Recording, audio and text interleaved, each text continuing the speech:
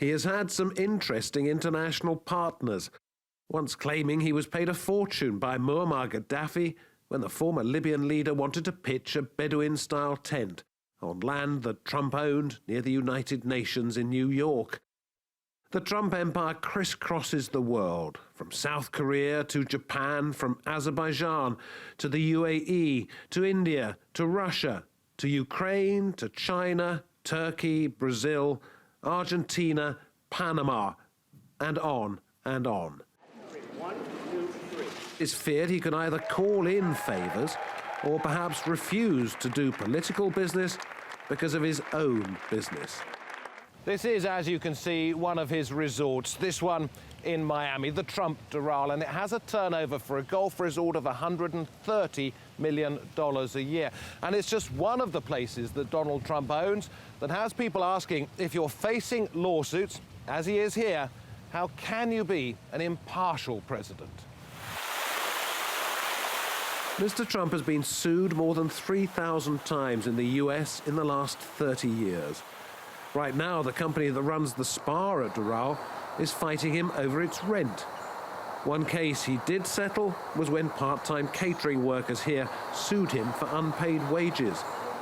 Their lawyer says the Trump organization spent twice as much on legal fees as the workers were asking for in compensation. As I came to learn during the case, the Trump way of proceeding in litigation is, I guess the best way to call it is a scorched earth approach. They don't want to set a precedent that they're an easy target, that they roll over. Those who represent club owners like Mr. Trump now hope that he will change labor laws that were relaxed under President Obama. I do not see any conflict because we have not seen anything during his campaign or since the election that would lead us to believe that he's doing anything specifically just to benefit his clubs. Trump also owes money to Deutsche Bank for multi-million-dollar mortgages on Doral, and yet his new Attorney General will be overseeing a long-standing investigation into the bank relating to its links with Russia, a country with which Mr. Trump says he wants to improve ties. I have no deals, I have no loans, and I have no dealings. We could make deals in Russia very easily if we wanted to. I just don't want to because I think that would be a conflict. Mr. Trump says he won't run his businesses, that his family will.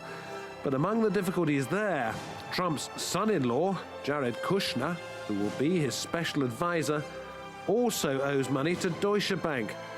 Only a few months ago, it refinanced most of a $370 million debt that Kushner owes on a Manhattan property.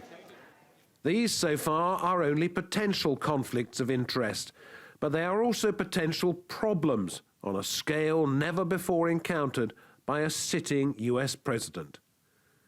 David Foster, TRT World, Miami.